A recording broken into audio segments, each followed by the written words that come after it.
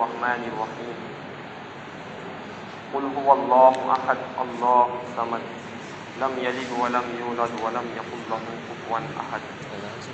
Rabbi इश्रह ली सदरी व यस्सिर ली अमरी वहलुल उक़दतम मिन लिसानी यफ़क़हू क़ौली। Rabbi ज़िदनी इल्मा rabbi ज़िदनी इल्मा rabbi ज़िदनी इल्मा।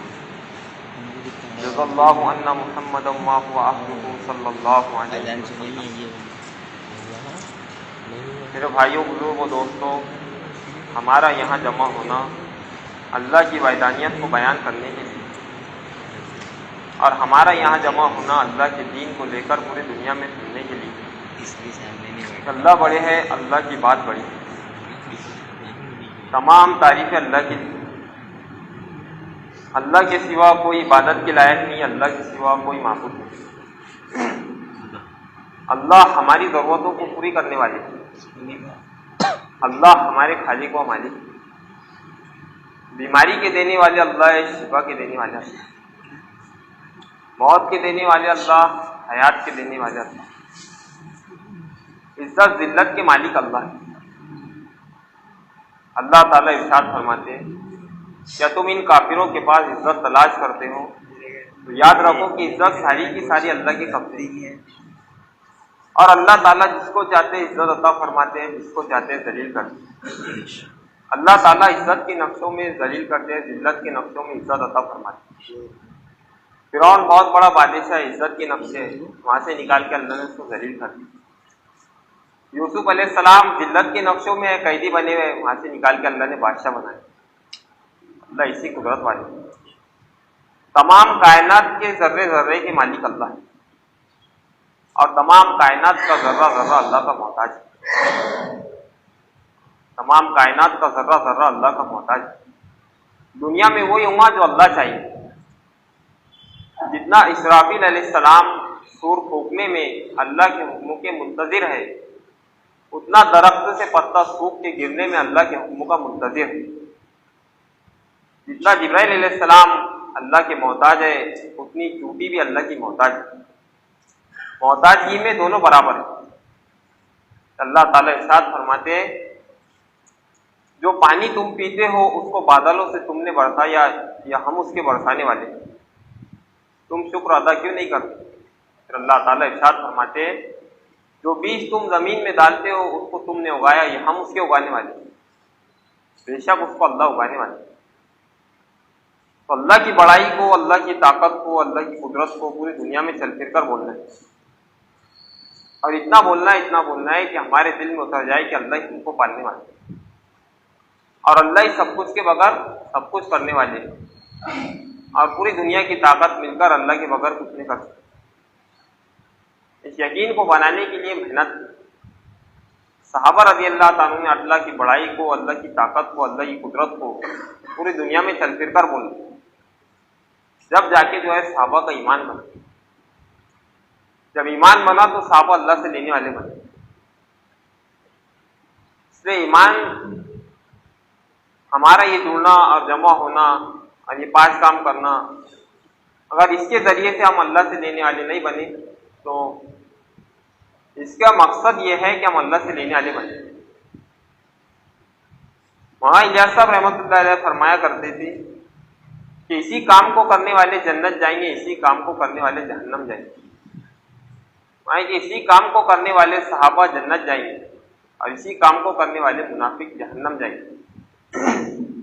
हम सहाबा की नहज पर करेंगे तो जन्नत जाएंगे, मुनाफिक की नहज पर करेंगे तो जहन्नम जाएंगे।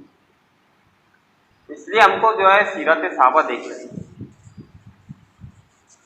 वहां यूसुफ साहब रहमतुल्लाह अलैह फरमाया करते थे कि जहां भी जाओ तो कलमा ही बोलो, जहां भी जाओ तो कलमा ही बोलो।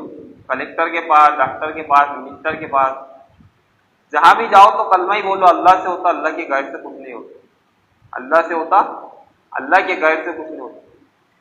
महीनों गिनती इसको बोलते रहो। अगर तुमने एक बार भी ये सुन लिया या बोल दिया कि इसके करने से ऐसा हो गया तो ईमान नहीं बनता। तो ईमान बनाने के लिए शर्त है कि अल्लाह की बड़ाई को, अल्लाह की कुदरत को, अल्लाह से होने को बोला जाए। वहां यूसुफ साहब रहमतुल्लाह अलैह फरमाया करते थे कि जब कलमे नमाज पर पहले हुआ है और बाद में होने वाला है तो अब क्यों नहीं हुआ? जब कलमे नमाज पर पहले हुआ है कि आप सल्लल्लाहु अलैहि वसल्लम और आपके सहाबा इकराम रज़ियल्लाहु ताला अन्हुम कलमे नमाज की ताकत से अल्लाह ताला ने उनको पूरी दुनिया में हुकूमत दी और कलमे नमाज की ताकत से अल्लाह ने उनको गालिब कर दिया। पहले हुआ है और बाद में होने वाला है कि कलमे नमाज से अल्लाह ताला जब आखिरी ज़माने में हज़रत मसीह अलैहिस्सलाम आएंगे तो अल्लाह ताला उनको कलमे नमाज की ताकत से पूरी दुनिया में हुकूमत देगी और कलमे नमाज की ताकत से पूरी दुनिया की बातिल को ख़त्म करेगी। तो जब पहले हुआ है और बाद में होने वाला है तो अब क्यों नहीं हुआ? तो फिर हज़रत ने मिसाल दिए कि हमने 3 रूम बनाए और 3 रूमों की वायरिंग की। जब बटन चालू करें तो पहले रूम की लाइट चालू हो गए और आखिरी रूम की लाइट चालू हो गई, बीच के रूम की लाइट बंद। तो जब पता चला कि बीच के रूम के वायरिंग में जो है कमी है, खोट है। तो जब कलमे नमाज पर पहले हुआ है और बाद में होने वाला है तो अब क्यों हो रहा है? तो पता ये चला कि हमारे ईमान में कमजोरी, हमारे ईमान में जो है खोट। वहाँ इलियास साहब रहमतुल्लाह अलैह फरमाया करते थे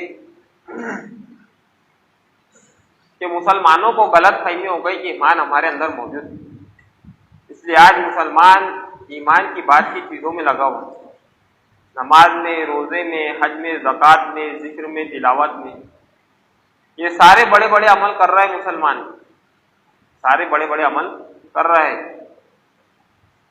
लेकिन सबसे ज़्यादा आज परेशान जो है मुसलमान। उसकी परेशानी की वजह यह है कि ईमान को सीखे बगैर अमल में लगा हुआ है, ईमान को सीखे बगैर अमल में लगा हुआ है। जैसा मिसाल के तौर पे हमने सारी बड़ी बड़ी चीज़ें ला ली घर में, fridge, washing machine, cooler, AC, सारी चीज़ें ला ली। अब इन चीज़ों से हम फायदा कब उठाएंगे? जब हमारे वायर के अंदर करंट हो, जब इन चीज़ों से हम फायदा उठा सकते। तो आज हमारी जिंदगियों में सारे बड़े बड़े अमल है, लेकिन ईमान का करंट नहीं। अगर ईमान फिर अल्लाह के जो काम बनने हैं वो भी नहीं बने, अमल पर जो अल्लाह के वादे हैं वो वादे पूरे नहीं होंगे। कब? जब हमारे ईमान के अंदर करंट नहीं हो। जब हमारा ईमान बन जाएगा तो फिर हम अल्लाह से लेने वाले बन जाएंगे। इसलिए अपने ईमान पर खूब मेहनत हो। आप सल्लल्लाहु अलैहि वसल्लम ने इरशाद फरमाया कि अपने ईमान को ताज़ा करते रहा करो। सहाबा रज़ियल्लाहु ताला ने अर्ज़ किया, या रसूल अल्लाह, हम अपने ईमान को किस तरह ताज़ा करें? तो आप सल्लल्लाहु अलैहि वसल्लम ने इरशाद फरमाया कि ला इलाहा इल्लल्लाह को कसरत से कहते रहा करो। हज़रत इमाम साहब ने फरमाए कि ला इलाहा इल्लल्लाह को कसरत से कहने से मुराद कि ला इलाहा इल्लल्लाह की खूब दावत, कि ला इलाहा इल्लल्लाह की खूब दावत। आप सल्लल्लाहु अलैहि वसल्लम ने इरशाद फरमाया कि ईमान की 70 से ज़्यादा शाखें, अफजल शाख यह है कि ला इलाहा, सबसे अफजल शाख ला इलाहा इल्लल्लाह का कहे, और अदना शाख किसी तकलीफ देने वाली चीज़ों का रास्ते से हटाना है, और हया ईमान की एक अहम शाख। इसलिए जो है अपने ईमान पर मेहनत, जब ईमान बन जाएंगे तो हम अल्लाह से लेने वाले बन जाएंगे, अल्लाह से ताल्लुक़ जुड़ेंगे। तो हज़रत इमाम साहब फरमाते हैं कि अल्लाह ताला हर शख्स का जो है इम्तिहान नहीं, अल्लाह ताला हर शख्स का इम्तिहान नहीं और बराह रास्त इम्तिहान नहीं। अल्लाह ताला हुक्म भेजेंगे जाहिर के खिलाफ। तो अल्लाह ताला का ये कानून और ज़ाब्ता है कि अल्लाह ताला हुक्म भेजेंगे कभी मामूल के खिलाफ, कभी अच्छे जज्बे के खिलाफ। तो अल्लाह ताला हर एक का इम्तिहान लेंगे, और इम्तिहान में जो अपनी ज़ात की हर एतबार से नफी करते हुए अल्लाह के हुक्म को यकीन के साथ पूरा कर देगा, तो अल्लाह ताला उसको इस काम के लिए जो है मुंतखब कर देगा। नबी वाले काम के लिए अल्लाह ताला उसको चुन लेंगे, मुंतखब कर देंगे।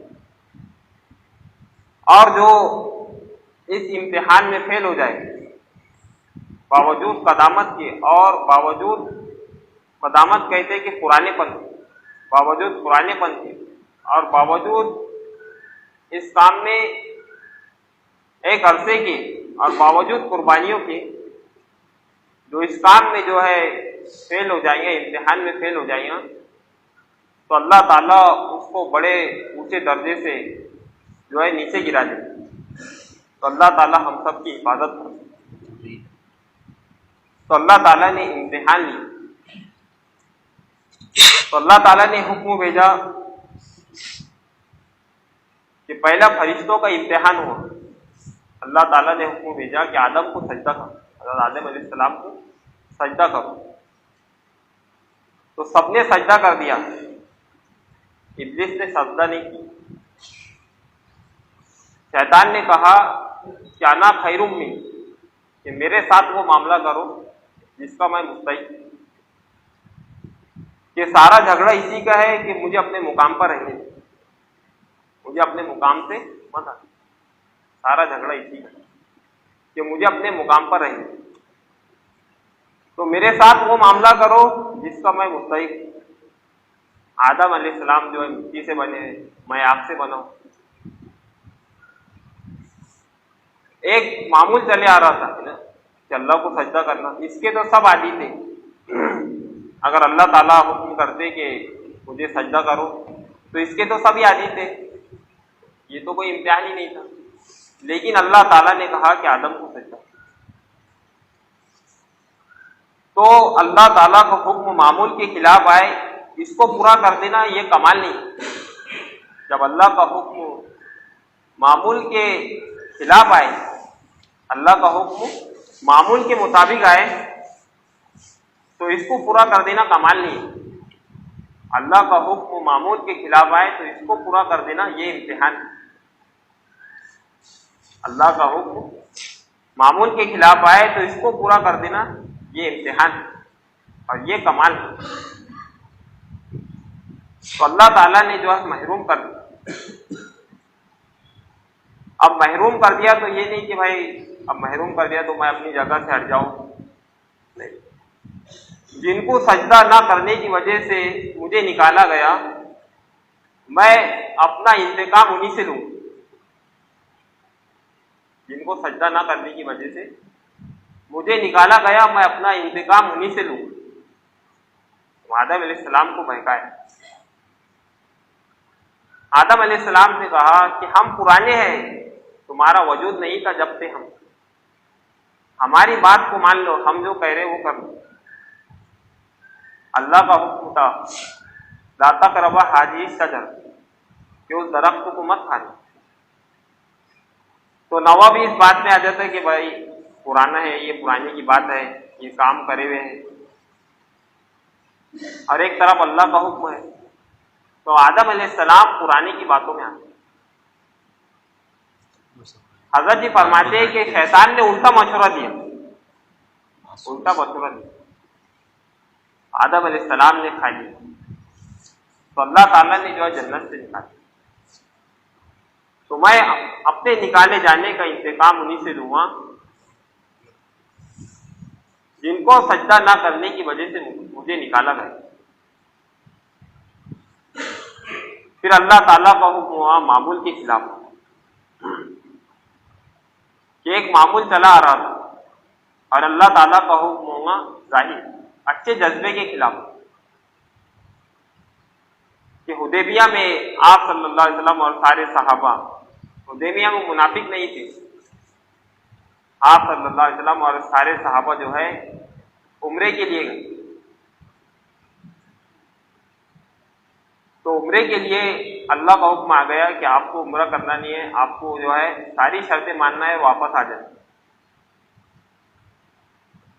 तो काफिरों की शर्तें थी कि हम मुहम्मद और रसूलुल्लाह लिखने नहीं देंगे, हम उम्रा नहीं करने देंगे।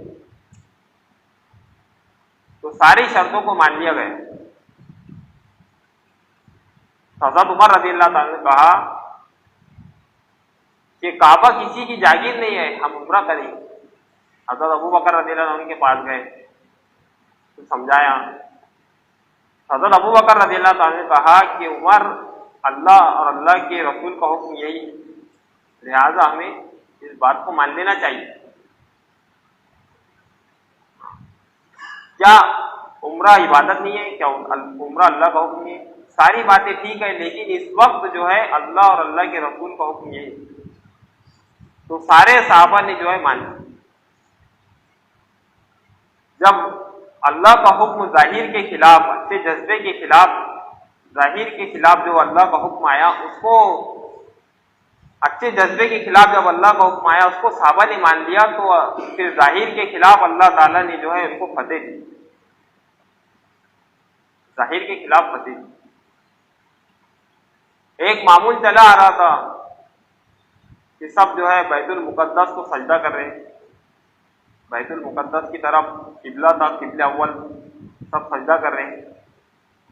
तो अल्लाह का हुक्म आ गया जोहर की नमाज में, क्या नबी जी अपना मुंह फेर दो काबे की तरफ। तो सारे साहबा ने, एक मामूल चले आ रहा था कि किबला अव्वल की तरफ जो है सजदा कर दे। तो जैसे अल्लाह का हुक्म आया तो आप सल्लल्लाहु अलैहि वसल्लम नमाज में अपने मुंह को फेर दिया, और सारे साहबा ने जो है मुंह को फेर दिया, कि ये नहीं भाई कि हम बाद में फेर लें अपने मुंह को, और ये भी नहीं कि भाई जिसका जी चाह रहा है उधर नमाज पढ़ ले। हाँ, नमाज तो इबादत है, ये भी वही काम कर रहे हैं, नमाज पढ़ रहे हैं, हम भी नमाज पढ़ रहे हैं। हाँ, जिसका दिल चाहे उधर पढ़ ले, जिसका दिल चाहे इधर पढ़ ले, बल्कि सारे सहाबा जो है अपने रुख को फेर दिए। तो ये इताअत की साबित, आप सल्लल्लाहु अलैहि वसल्लम ने अपने सहाबा को इताअत पर इतना उठाया था, इतना उठाया था कि बाप ने बेटे को कत्ल कर दिया और बेटे ने बाप का कत्ल कर दिया। इतना जमाया था साहब आप सल्लल्लाहु अलैहि वसल्लम ने इताअत कि सारी जो है खानदानी रगे और सारी तबकाती रगे आप सल्लल्लाहु अलैहि वसल्लम ने काट दी। आप सल्लल्लाहु अलैहि वसल्लम की बात पर ही ऐसे मुज्तमा हो। हज़रत अबू सुफियान जो है मदीने में आए, एक जो है दरखास्त लेकर, तो आप सल्लल्लाहु अलैहि वसल्लम ने फरमाया कि अबू सुफियान आ रहे, इनकी बात को जो है मानना नहीं है। तो सारे सहाबा जो है मुज्तमा हो। आप सल्लल्लाहु अलैहि वसल्लम ने एक बार कहा कि इनको इनके इरादे में नाकाम कर रहे हैं, अबू सुफियान ईमान कबूल नहीं करेंगे। अबू सुफियान आए, दरखास्त की हज़रत अबू बकर रज़ियल्लाहु अन्हु से कि सुलह की मुद्दत में जो है तोसी कर लो, कि सुलह की मुद्दत बढ़ा दी जाए। जो सुलह हुई थी सुलह हुदैबिया में, तो उसकी मुद्दत बढ़ा दी जाए। तो हज़रत अबू बकर रज़ियल्लाहु अन्हु ने कहा कि अल्लाह और अल्लाह के रसूल का हुक्म यह है, हम इसमें कुछ नहीं कर सकते। फिर हज़रत उमर के पास गए, हज़रत उमर से कहा कि अपनी नबी से दरखास्त कर दो कि सुलह की मुद्दत बढ़ा दी जाए। तो हज़रत उमर रज़ियल्लाहु अन्हु ने कहा कि अल्लाह इसको भी तोड़े और अगली जो सुलह है अल्लाह उसको भी तोड़े। साफ जवाब दे। तो हज़रत अबू सुफियान जो ईमान कबूल कर लेंगे, अबू सुफियान जो है फिर औरतों के रास्ते से गए कि औरतों का भी इम्तिहान है। उम्मे हबीबा आपकी बेटी, आप सल्लल्लाहु अलैहि वसल्लम की जो है अज़वाज मुतहर्रा, इनके पास गए कि हम तुम्हें औरतों का सरदार बना देंगे, इसलिए नबी से जो है हमारी दरखास्त कर दो कि सुलह की मुद्दत बढ़ा दी जाए। तो उम्मे हबीबा ने अपने बिस्तर को, आप सल्लल्लाहु अलैहि वसल्लम के बिस्तर को लपेट लिया कि आप सल्लल्लाहु अलैहि वसल्लम का बिस्तर है। तो अबू सुफियान ने कहा कि मैं तो बाप हूं। कहा कि तुम काफिर हो, या आप सल्लल्लाहु अलैहि वसल्लम का बिस्तर है। हज़रत ने फरमाया कि इस पे ये हिकमत थी कि जिसको मेरी जात से ये नफरत है तो उसको मेरे मुतालबे से क्या नफरत हो। फौरन बिस्तर लपेट। तो अल्लाह और अल्लाह के हुक्मों पर मुज्तमा हो गए, ऐसे जमे थे साहब। फौरन जो हुक्म आता था उसको पूरा कर दिया। साहबा में जो है ये नहीं था कि भाई इनके करने का ये काम है, इनके करने का ये काम है, बल्कि खिदमत का काम हज़रत अबू बकर रज़ियल्लाहु अन्हु और हज़रत उमर रज़ियल्लाहु अन्हु अपने दौरे खिलाफत में एक बुढ़िया की खिदमत करते रहे, एक बुढ़िया की खिदमत करते रहे अपने दौरे खिलाफत में। अमीरुल मोमिनीन होने के बाद आप सल्लल्लाहु अलैहि वसल्लम ने एक यमनी तलवार निकाली, कहा कि इसका हक अदा कौन करेगा। हज़रत उमर रज़ियल्लाहु अन्हु के पुराने हैं, काम को समझे हुए हैं। तो आप सल्लल्लाहु अलैहि वसल्लम ने नहीं, फिर बैठ गए। फिर आप सल्लल्लाहु अलैहि वसल्लम ने फरमाया कि इस तलवार का हक अदा कौन करे? हजरत जुबैर रज़ियल्लाहु ताला अन्हु, अब्दुल्लाह बिन जुबैर, पुराने भी है और रिश्तेदार भी है, आपके फूफी के लड़के, आपने उनको भी नहीं दी। फिर आप सल्लल्लाहु अलैहि वसल्लम ने ऐलान किया कि इस तलवार का हक अदा कौन करे? फिर एक नवे साहबी उठे, हजरत अबू दुजाना रज़ियल्लाहु ताला, आप सल्लल्लाहु अलैहि वसल्लम ने उनको तलवार दी। कि ये नहीं भाई कि वो नवे हैं, उनको कैसा दे दिए, हम पुराने हैं, हम काम का हकदार हैं। हजरत जी फरमाते हैं कि जो पुराना अपने आप को काम का हकदार समझेगा तो अल्लाह की मदद से महरूम हो जाएंगे। तो अपने आप को काम का हकदार समझेगा कि हम पुराने हैं, हम काम के हकदार हैं, ये काम हमको मिलना चाहिए, तो अल्लाह की मदद से महरूम हो जाएंगे। और जितना आदमी मोहताज बनकर काम में चलेगा तो उतना अल्लाह की मदद उसके साथ हो जाएगी। जितना मोहताज बन के काम में चलेगा तो अल्लाह की मदद उनके साथ हो जाएगी। हज़रत अबू दुजाना रज़ियल्लाहु ताला को तलवार दी। तो साहबा ये नहीं कि भाई अब नवे को तलवार दे दी, तो साहबा की ये सिफत थी कि अब जिसको काम मिलेगा उसके पीछे हो जाओ। अल्लाह इस वक्त इससे काम ले रहा है, अल्लाह इस वक्त इनसे काम ले रहा है, इनके पीछे हो जाओ, इनके बरकत से अल्लाह हमसे भी काम ले। हजरत अबू बकर रज़ियल्लाहु ताला, हजरत उमर रज़ियल्लाहु ताला, एक नौजवान अपनी वालिदा को तवाफ करा रहा था, तो दोनों दौड़े कि चलो इस नौजवान से दुआ की दरखास्त करें। इन्हें नवे साथी है कि दोनों दौड़ते हुए गए और कहा उस जवान से कि उमर की और अबू बकर की मग़फ़िरत की दुआ कर। नौजवान से दुआ की दरखास्त कर। तो साहबा में ये मामला नहीं था कि भाई, बल्कि साहबा जिससे काम लिया जाता था कि इस वक्त इनसे काम लिया जा रहा है, इनके पीछे हो जाओ, अल्लाह इनके बरकत से हमसे भी काम ले। तो हज़रत अब्दुल्लाह बिन जुबैर रज़ियल्लाहु अन्हु के पीछे हो, तो साहबा उनके पीछे हो जाते थे। आप सल्लल्लाहु अलैहि वसल्लम, एक शख्स जो है आप सल्लल्लाहु अलैहि वसल्लम के साथ खाना खा रहे, तो इम्तिहान हुआ, तो लुक़मा लिया बाएं हाथ से, तो आप सल्लल्लाहु अलैहि वसल्लम ने फरमाया कि दाएं हाथ से खाओ। तो उनको ये बात बहुत नागवार गुजरी कि मुझे सबके सामने क्यों टोक दिया, मुझे सबके सामने क्यों टोक दिया। बल्कि हज़रत जी फरमाते हैं कि एक आदमी का अल्लाह के यहाँ मकबूल होने की और इखलास की अलामत यह है कि टोकने वाले को अपना मोहसिन समझे। अल्लाह के यहाँ मकबूल होने की अलामत है और इखलास की अलामत यह है कि टोकने वाले को अपना मोहसिन समझे और टोकने वाले अपने ऊपर मुकर्रर करें कि भाई जब मैं कोई गलत काम कर दूं तो मुझे टोक दिया कर। टोकने वाले अपने ऊपर जो मुकर्रर करें। तो इखलास होने की अलामत, मकबूल होने की अलामत यह है कि टोकने वाले को मोहसिन समझे, और रियाकार की अलामत है कि टोकने वाले को अपना दुश्मन समझे। बल्कि रियाकार टोकने से जो है मायूस हुआ, नाराज हुआ, और मुखलिस टोकने वालों से जो है खुश हो, उनको अपना मोहसिन समझे। जब टोकने वाले नहीं होते तो अमादन जो है ऐलान किया जाता। ये हजरत अमीर माविया रज़ियल्लाहु ताला ने 3 हफ्ते तक की जो गलत ऐलान किया कि माल हमारा है, हम जिसको चाहेंगे देंगे, जिसको चाहेंगे नहीं देंगे। 3 जुमे तक के ये ऐलान होता रहा। ये देखने के लिए सिर्फ गलत ऐलान हुआ कि कोई है टोकने वाला, हमें कि टोकने वाला है का नहीं, इसलिए अमादन गलती की जाती है, इसलिए देखने के लिए कि कोई टोकने वाला मौजूद है या नहीं है। हज़रत अमीर माविया रज़ियल्लाहु ताला ने 3 हफ्ते तक के ऐलान करते रहा, गलत ऐलान कि माल हमारा है, हम जिसको चाहिए देंगे, जिसको चाहिए नहीं देंगे। तो तीसरे हफ्ते एक बड़े मियाँ खड़े हुए और कहा कि अमीरुल मोमिनीन, माल अल्लाह और उसके रसूल का है और उसको अल्लाह रसूल के मुताबिक खर्च करना हो। तो अमीर माविया रज़ियल्लाहु ताला ने फरमाया कि इन बड़े मियाँ को हमारे पास लेकर, तो अपने हुजरे में बुलाया। तो लोग ये देखने के लिए जमा हुए कि अब ये बड़े मियाँ का क्या हश्र होता है, अब क्या इनको सजा मिलेगी।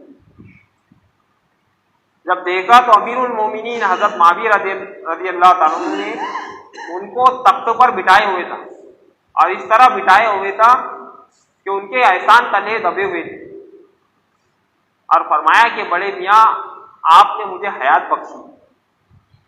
मैं 3 हफ्तों से इस बात से जो है मरे जा रहा था कि हमारे अंदर अब टोकने वाले खत्म हो गए, हमारे अंदर की खैर खत्म हो गई, अब हमारे अंदर खैर बाकी नहीं रही क्योंकि हमें कोई टोकने वाला नहीं। आपने टोक कर जो है मुझे हयात बख्शी। तो साहब जो है नाराज हो गए और झूठा उज्र पेश कर दिया कि मेरा सीधा हाथ उठता नहीं।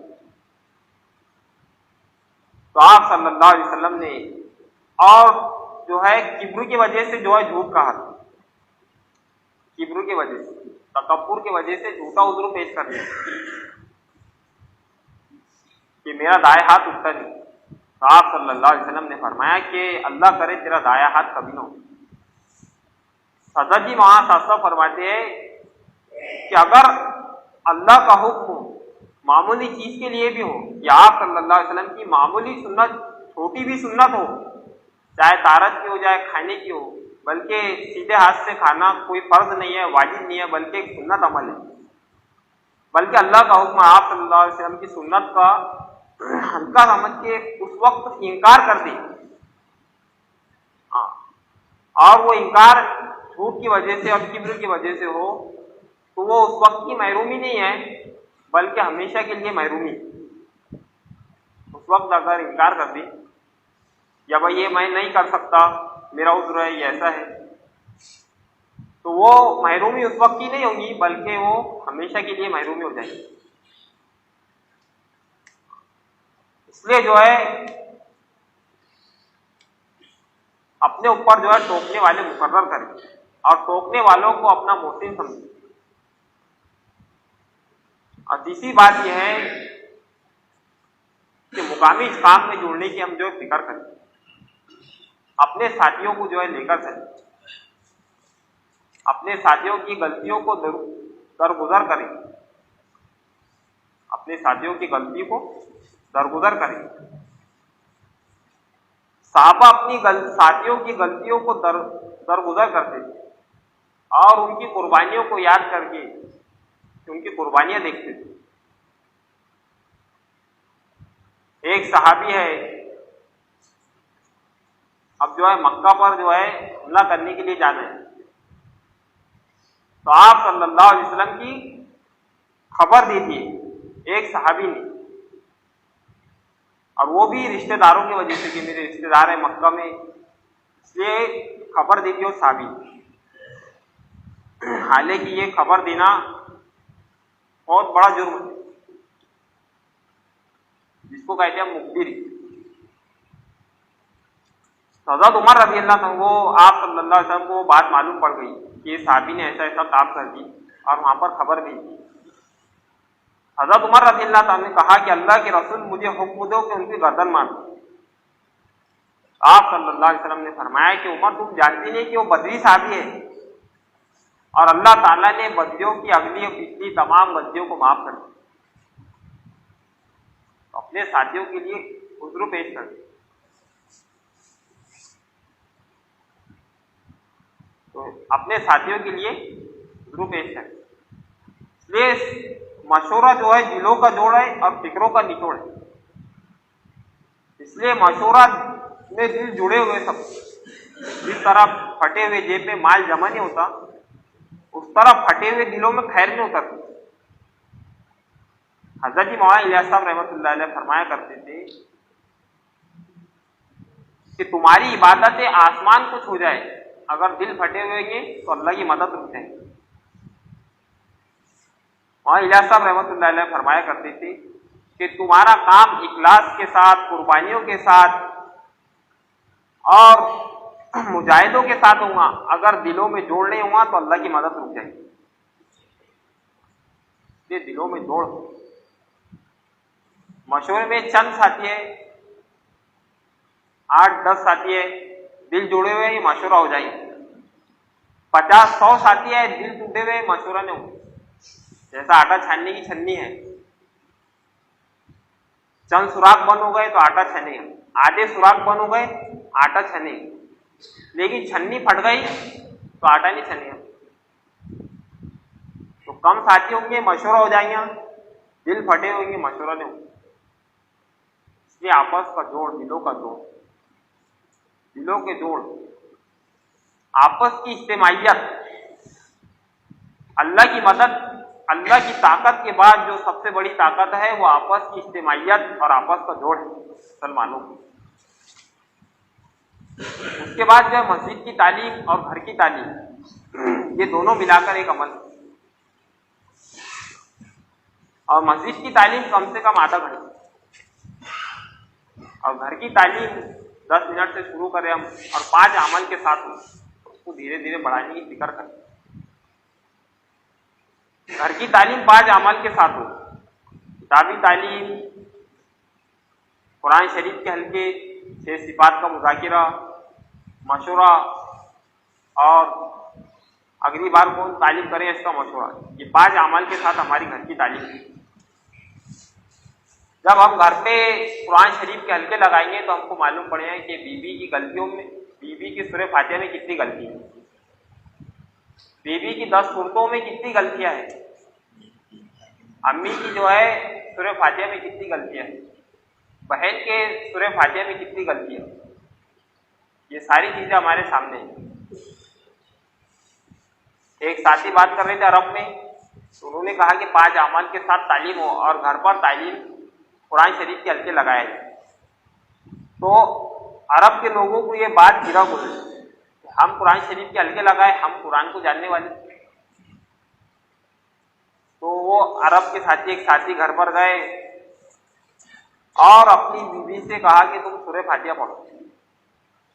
तो जैसे ही उन्होंने सूरह फातिहा पढ़े तो उनके सूरह फातिहा में गलती, तो वापस आए, जो साथी बात कर रहे थे उनका बोसा लिए और फरमाए कि हजरत जी वहां साथ साहब को अल्लाह जज़ाए खैर दे, उन्होंने हमें 5 अमाल के साथ तालीम करने का हुक्म। तो हमारे सामने जो घर की गलतियां आई, इसलिए घर की तालीम 5 अमाल के साथ और हफ्ते के 2 गश्तों, अपनी जात से जो है हम फिक्र करें 2 गश्तों, एक पहला गश्त और दूसरा गश्त। हजरत जी फरमाया करते थे कि एक साथी अपना उमूमी गश्त छोड़कर शहर के तकाजे पूरे करे, उसे अपने जात की फिक्र नहीं।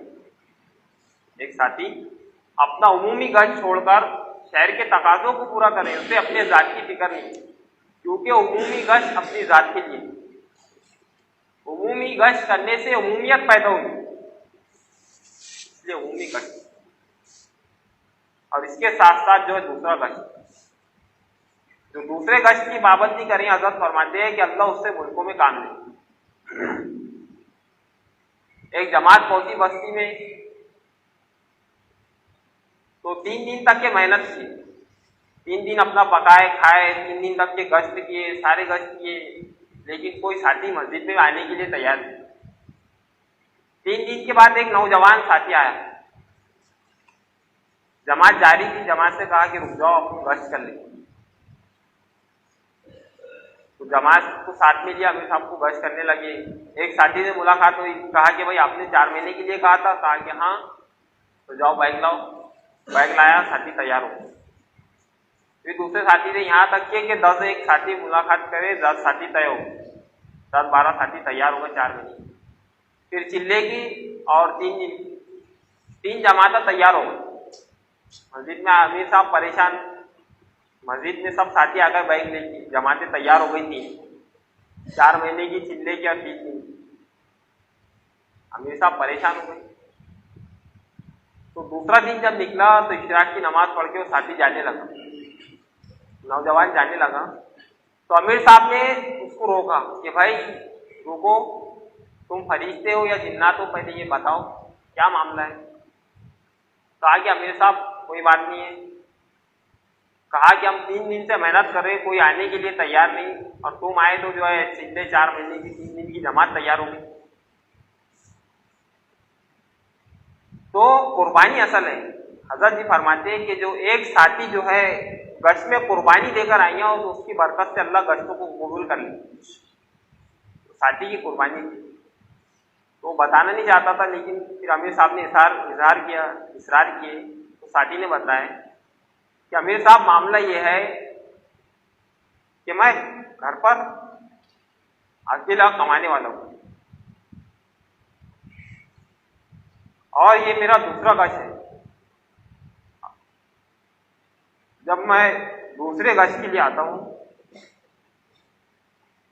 तो मेरे घर का चूल्हा बुझा हुआ है,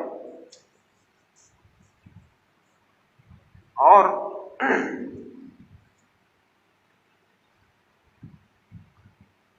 मेरी वालिदा, मेरी बीवी और मेरे बच्चे भूखे हैं। तो मेरी वालिदा ये दुआ करती है कि अल्लाह मेरा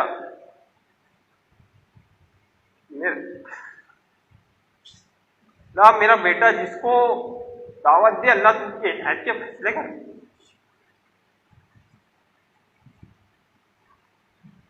और मेरी बीवी और मेरे बच्चे ये दुआ करते हैं कि अल्लाह मेरा बाप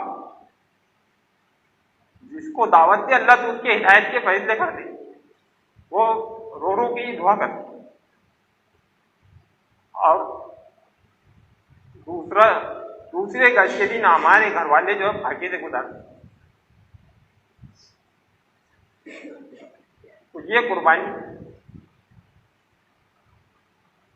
तो कुर्बानी वालों से अल्लाह काम ले, कुर्बानी वालों को अल्लाह जाया नहीं करता।